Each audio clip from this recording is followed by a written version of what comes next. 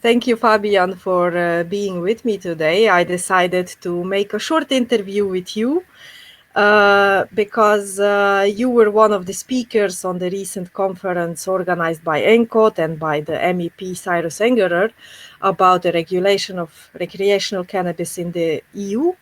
And there you spoke about the shortcomings of the current testing methods of impaired driving, and you proposed also some alternatives that should be considered by decision makers. And I realized that many listeners were actually very interested in your presentation. And for those who missed it, it's still available on YouTube and you can watch it whenever you want. I will also add a link below this video. So I decided to make this interview with you to talk a little bit maybe about the situation in Germany concerning the testing while driving. What can the cannabis users basically what they can encounter if they maybe smoked a joint last night and then next day they are driving to work or somewhere. What can happen, for example, in Germany? So first of all, thank you very much for inviting me. And also with regard to this topic, it's quite complex. I mean, no one wants completely stoned drivers on the road. But on the other hand, you need to have certain exceptions. For people, for example, who smoked last night, they should be able to drive again on the next day because they are sober, even if there are some traces still in their blood or their urine. So in Germany, there are basically two things I criticize most. The one thing is roadside testing in forms of urine tests, where they basically try to look for THC carboxy acid, so the THC COOH, which is a metabolite. So this substance doesn't have anything to do with impairment. It's just an indicator that someone has consumed cannabis within the last couple of days or weeks. So if you consider that every second person under 30 has experience with cannabis, and you know, every 10th person under the age of 30 is an occasional user, whatever that means, then you can imagine this is basically a method for the police to identify a lot of delinquents, although they didn't do anything wrong. I mean, they did not drive impaired. So this kind of drug testing is something I criticize very much. But I also, when it comes to the proper testing in blood, there in Germany we use a threshold which is based on a detection limit. Yeah. So this is not substantiated with any pharmacological or toxicological effect. So we need to elevate this level to a sensible threshold. And I mean, as I explained in the presentation, it's very difficult to come up with a good solution.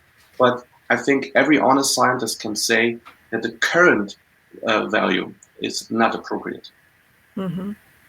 Yeah, I also know, for example, I don't know if you know how it is regulated in other countries, but for example, in Slovenia, where I come from, if the policeman thinks that you drive under the influence of substance, they will take you to a lab, they will take a sample of your blood, analyze it, and of course, if you're a regular user, there will be traces of the THC found in your bloodstream. So that means you are taking away your driver's license, you are not allowed to drive for, I don't know, several years, I think. Then you have to do the driver's license again. I mean, it's just a whole pile of stuff that happens to you, a lot of costs also. And it's also a small country. So actually a lot of youngsters do smoke cannabis. So it's quite easy also in a local community, for example, for the policeman to know, well, this group of people are smokers. Well, next time we find them on the street, we will just stop them, take them to the test. If you don't want to do the test, they take your driver's license immediately. So you're kind of screwed in each case, no? So it's really, unfair, I think, to do it in such a way. Yeah, and particularly young people are affected. So just imagine you're very young, you just started your first job, or you find a degree, or you started your studies, and then you have those immense costs, and or for example, you can't do your part-time job anymore and then so you have to stop studying. I mean, particularly for young people who are targeted, and I mean, police is driving if they see that there's a reggae festival going on or any other subgenre associated with drug use. I mean, they try to catch as much as possible because they sell it as their KPIs. So as their, like an industry key performance indicator. Yeah, exactly. They did a good job. Yeah, that's just ridiculous. I mean, this has nothing to do with safety in traffic. And do you know something about these tests that are supposedly used in the Netherlands, where they test your saliva, and that should be a bit more accurate? Is that correct? Yeah.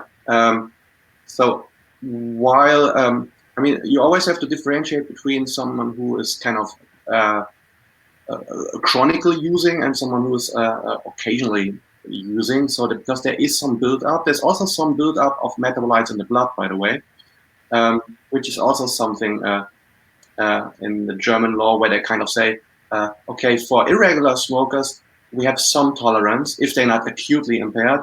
But if you're a regular smoker, which could be every weekend, then you're missing certain abilities of your character.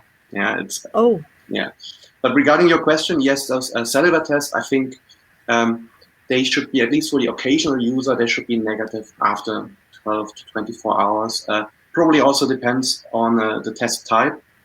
So so probably different brands have different types of thresholds, and but it's a bit more. So if road tests, if those quick drug tests are used, those immunoassays, then they are preferred. But overall, I personally think those tests should not be done anyway. I think if someone is clearly impaired, then you have to take them up to the check their blood anyway, because then you want a proper forensics toxicological report, and you also want that the physician is looking at the person. But if you just think, oh, this dude has dreadlocks, we can, we want to construct another case, yeah. So we can, do something for our KPIs. Then this is something I criticize. So I actually recommend, independent of what type the test is, to just decline tests. Because particularly in Germany, you can actually decline tests where you have to do something yourself. The blood test you can't decline, because this you just have to passively tolerate. Yeah? But those active tests, there is no reason to do them. At least I don't know how this is in other countries, but in Germany, you are not obliged to do anything which could come back to you in a law case. Mm-hmm. So this is you don't have to do anything which could be yeah. Sorry, I'm not a lawyer, so I don't know wording for that. But yeah, there are ways how you can basically avoid it if you think that it's not fair, basically. Yeah, and there's also breathalyzers, which are also at least tested as a more acute measurement of very recent cannabis use. So the cellular tests and the breathalyzers, which are a bit comparable to the typical alcohol breathalyzers. Yeah, they are definitely better, but it really depends on the thresholds those systems work with, if they are relevant or not. So it's very, very difficult to say in general.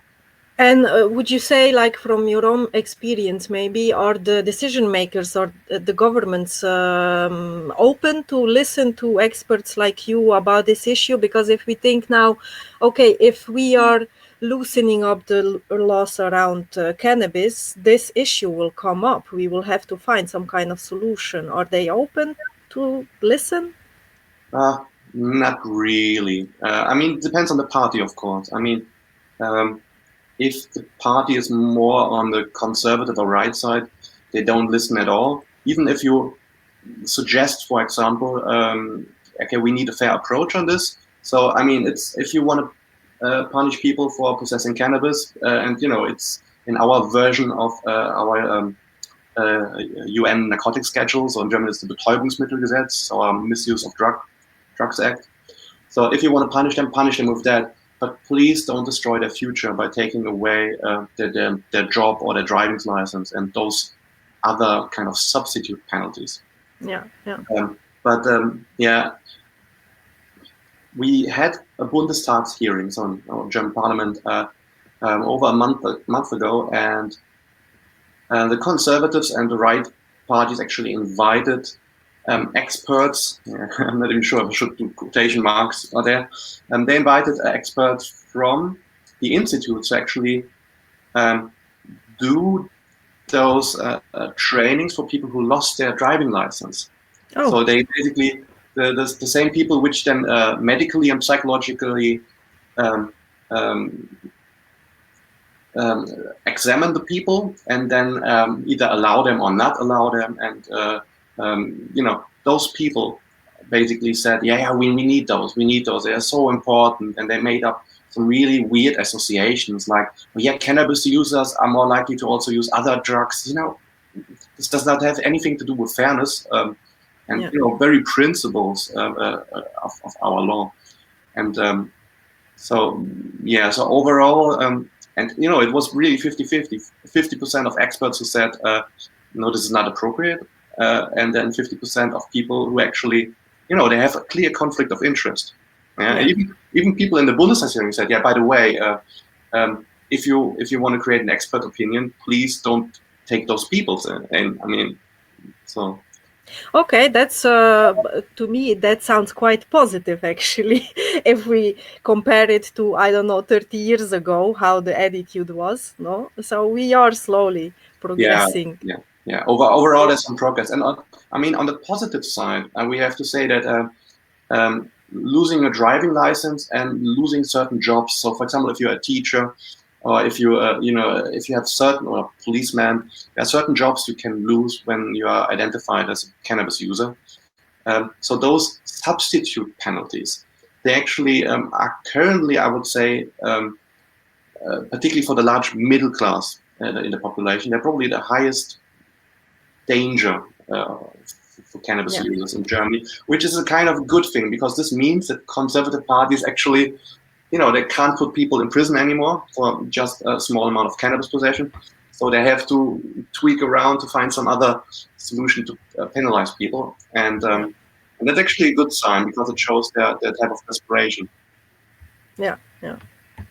Well, I would also like to talk with you about other things, because I was reading a little bit about you and I realized you are part of this Schildower Kreis. And I would like to know what it is actually, and how this network or this group came to be, and for how long does it exist, and what do you do actually? So the history is actually quite complex, and I'm only a member since 2018. So actually I can't tell that much about it, but just as a little briefing. So the Schildower Kreis is Germany's biggest independent drug policy reform group, and they were particularly known for a resolution from criminal law professors. Basically, half of all criminal law professors in Germany, and they are partially quite conservative, said that our Misuse of Drugs Act is not appropriate with regard to our constitution. So it's and therefore it needs to be checked if there's any value in it. I mean, it's my honest opinion, and also of my colleagues there, that drug prohibition makes so much more direct harm, by the actions of the police and by penalties and so on, but also in the indirect harm by making drugs more harmful, by making, for example, safer use education about drugs not available to people. Also, a lot of harm reduction measures are kind of boycotted just due to drug prohibition. So So this is basically what the Schildower Kreis is, as a kind of expert level, is explaining, and it's explaining it, for example, also in the Bundestag hearing. That's actually where I reviewed this document, because our chair, Dr. Bernd Werse, he basically was invited as an expert, and then so he is a sociologist on his background, and so I, as a toxicologist, and another colleague who has a law background, we basically reviewed it and gave our input. And yeah, so they're invited, yeah, like in parliament as experts, but usually more on the greenish and leftish parties, and less for the conservative and rightish parties. Then, of course, we also try to be part of conferences, or even in 2019, we organized our first conference of our own. We also provide expertise to the media, so there are a lot of articles where folks of us are interviewed, or we also do some social media activities, so particularly on Twitter, also a little bit on Instagram and Facebook. And then, yeah, all types of activism, from holding speeches, going on demonstrations. I mean, giving support, because we really believe that our current laws are not benefiting everyone. We have a quite famous saying that Drogenpolitik ist gescheitert, schädlich und teuer. So basically, that our drug policy has failed, is harmful, and very expensive. Yeah. I mean, just for cannabis, one of our members, actually, who's an economist, he actually calculated that we lose every year about 2.7 billion euros just by banning cannabis. Yeah. So it's combined loss of taxes, but also that the money you put into law enforcement. Law enforcement, yeah, exactly. And it's not necessary. I mean, people do not smoke less just because a few people are busted. I mean, yeah, it's not effective. Yeah. I mean, if it would be effective, we could talk about it, but prevalence is not changing. I mean, yeah, that's what we learned since prohibition, basically, that all these restrictions, all these laws and punishments are basically not doing what they are supposed to do, which is, well, stop people from using. It's not happening. People just find new ways of obtaining it, and also increase the potential risks in this endeavor. So I think it's really important that Germany has this interdisciplinary group of experts that really, each one an expert in their field, and they are so active in this field and proactive, doing public statements and as you said, also activism.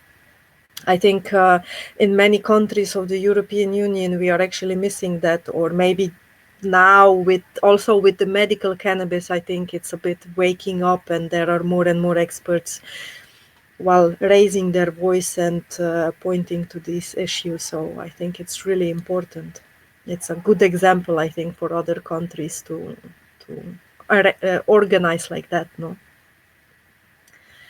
I would also like to talk, besides cannabis, I would also like to talk about other plants and substances that are also prohibited and that are also quite popular in the recent years.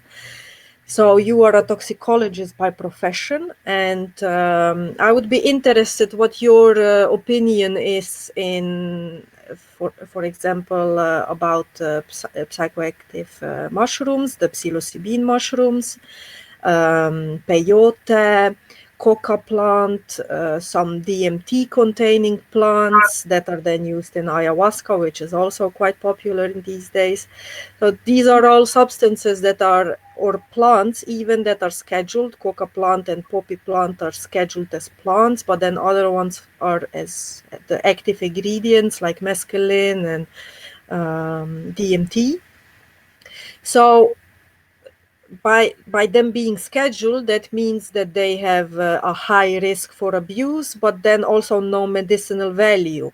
But then on the other side, now we see an increase in studies that say, maybe they are not so prone to abuse, and maybe they do have some medicinal properties. Of course, this is still, yeah, no, some say yes, some say no, but particularly in the case of psychedelics, for example, I would be interested if what do you think about it, or about the scheduling and about the properties of these plants itself?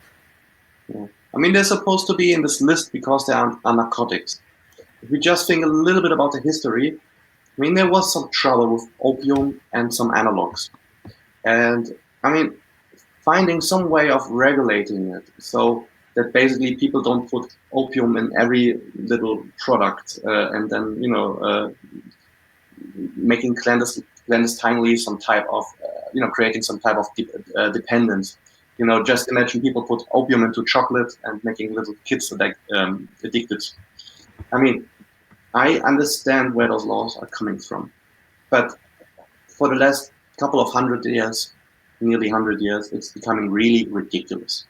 Particularly the substances you just mentioned, like DMT, psilocybin, cannabis. They are not associated with, or they are at least in the majority of the population, they are not associated with substance use disorder. I mean, with cannabis, we have approximately a tenth of people who have some, more or less unhealthy relationship. So every 10th person, similarly to alcohol, but particularly with psychedelics. I mean, they are not narcotic, and they are also not associated with SUDs. They're probably more associated with people getting, stopping the SUD.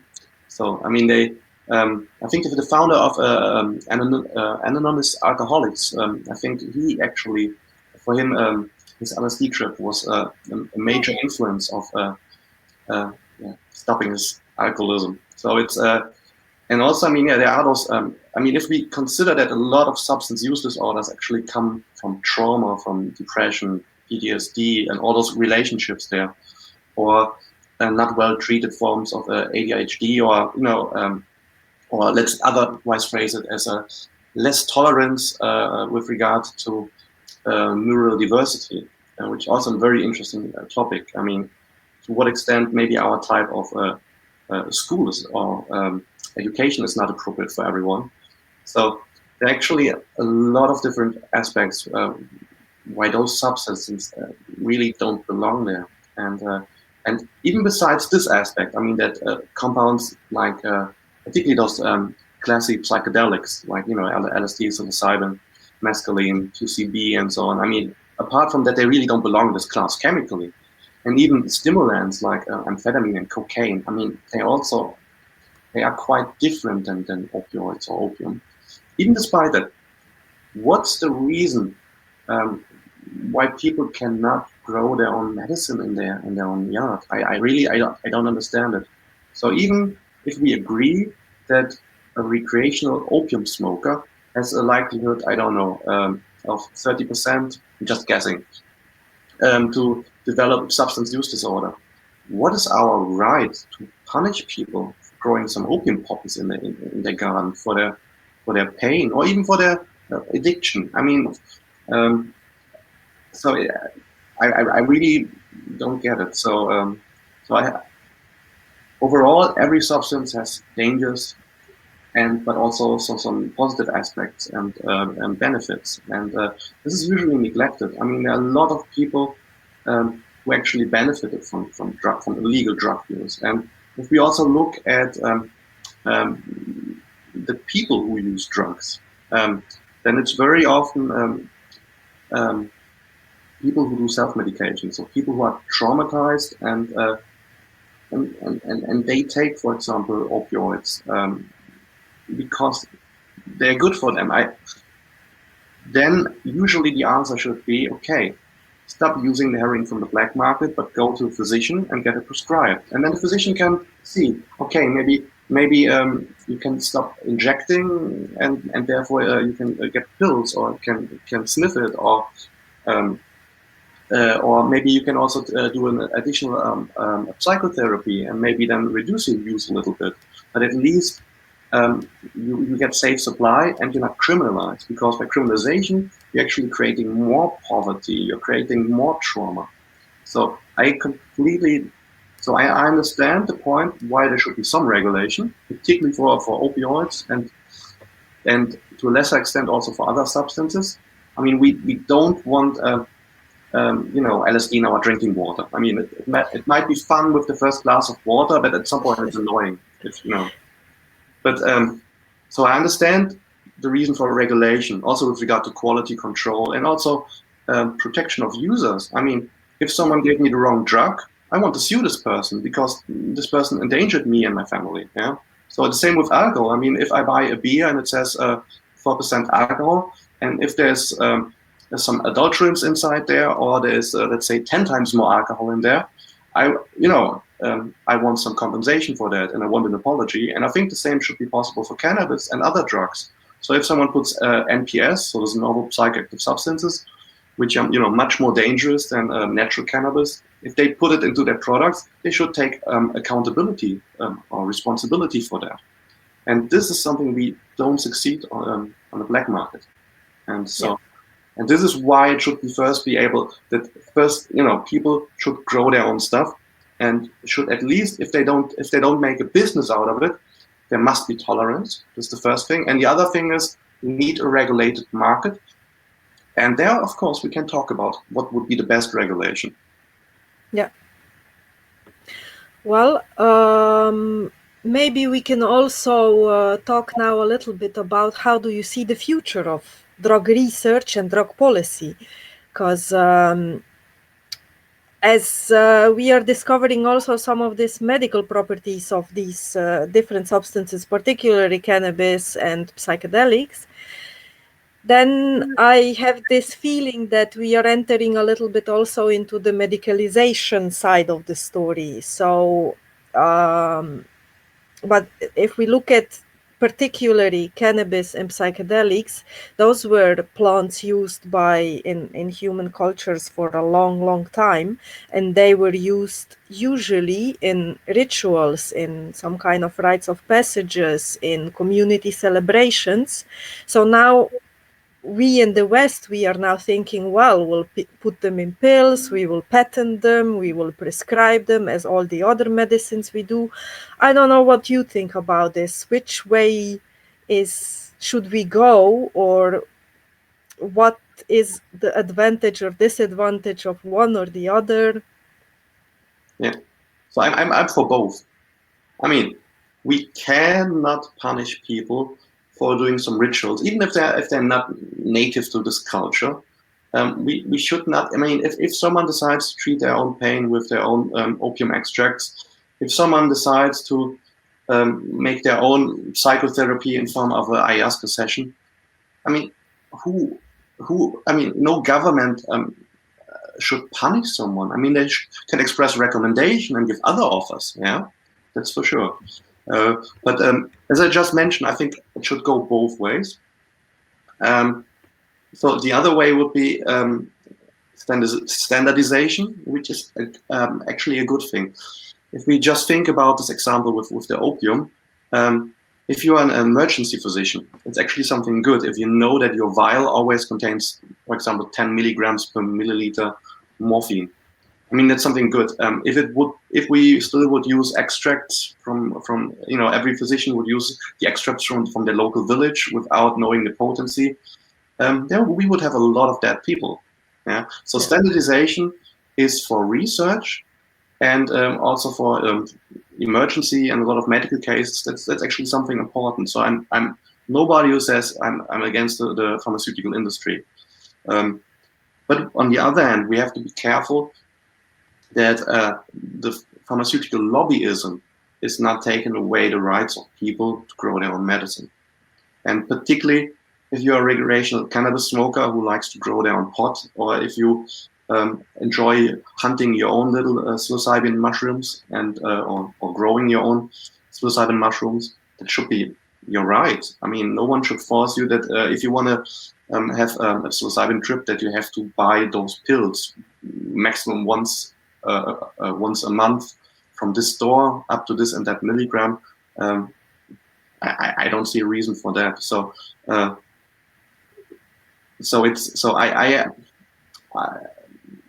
yeah. So I'm basically for both. There should be a culture, and also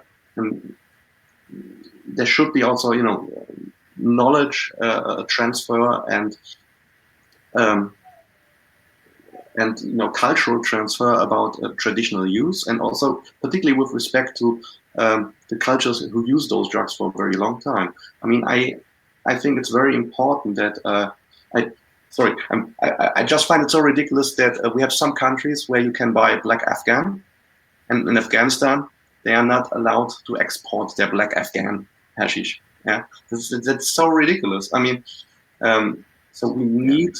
And then on the other hand, then we complain about Taliban's growing cannabis clandestinely. I mean, so it should be similar. I come from a wine region. We sell Riesling all over the world. I don't see a reason why we don't buy in coca tea. On the other hand, if I have an eye surgery, I want that the ophthalmologist, I will pronounce it right, that they are using a standardized cocaine extract. Yeah. Just that I don't feel the pain, and also don't die of an overdose. Although I don't think that's possible. Yeah, but yeah, I think you're getting my point. Yeah, I completely agree with that. I mean, people should be allowed to choose, no, if they want to go to a pharmacy or if they have a treatment. Of course, we need standardized substances, so we also know what we are getting. That's also the case for cannabis, no? If I go and buy it in a dispensary, in a coffee shop, in a cannabis social club, doesn't matter. Actually, I would like to know what's in it, no? Because by the content of cannabinoids and terpenes and so on, you can already determine what kind of effect the plant will have. Most probably, we are all individuals, but no, it does give you an idea what is it that you are taking, and I think it's very important. But then on the other hand, yes, if I have a cannabis plant in my garden that grows besides my tomato and my salad, I should be able to grow it and to consume it if I wish so, no? That's also one of the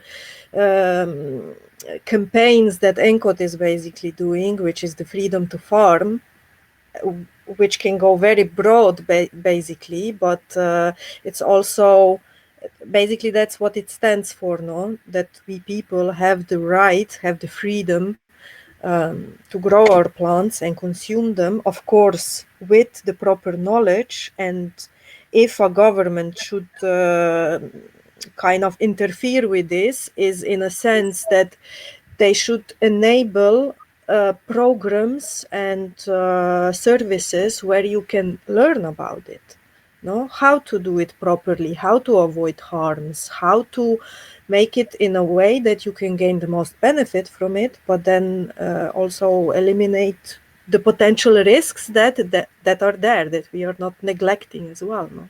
Yeah. So on that, yeah. I just wanted to add, or for example, if you decide to do your own cannabis or opium tincture at home because you believe in growing at your own garden, organic and so on, that you have some that you still can use some testing facilities. I mean, so the drug checking is not just for little ravers who want to test their ecstasy and speed products, but also the 50 or 60-year-old woman who does her own medicine for her sick husband, that she can also use those testing facilities. Exactly, which is kind of awkward in the Netherlands, where, for example, the testing is prohibited, no?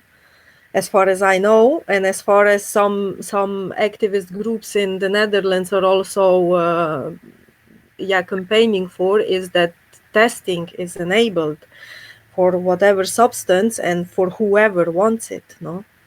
I mean, nowadays we should make use of this technology that we also have and all this knowledge that we accumulated and just use it for this kind of things as well. It's also not that expensive in the end. I mean, if you want to test your cannabis, you can get the whole complete cannabinoid profile with the terpenes and the pesticides and everything for like €200-300. I mean, it's also not such a big deal, no? Yeah. And then you exactly know. Yeah. The most standardized procedure is, for example, if you already know what to look for, like, for example, I want to know those 3 major cannabinoids and I want to know these few terpenes, then it can be actually quite cheap. And also, you don't even need to do always HPLC or GCMS. There are also some cheaper methods, but only if you already know what you're looking for. So drug checking with those white powders and pills is much more difficult. Yeah. And I don't know, my questions, I exhausted my questions for now on this occasion. Is there anything else that you want to add or something important you want to share?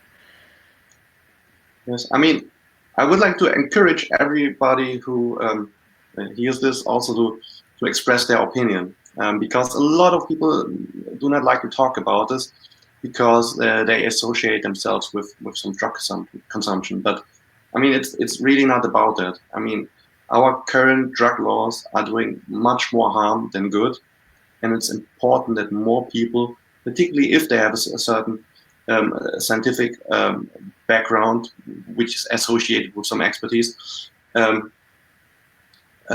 it's very important that more people express their opinion. And of course, joining people like, for example, in Germany, joining the Schildower Kreis or Leap Germany or the Deutsche Handverband, the German Hemp Association, or on the European level, ENCOD. Well, I agree with you. And I would like to thank you again for taking your time. And I'm pretty sure that we will hear from you more and that we will continue talk on some other occasion again. I hope so. Thank you very much. Thank you.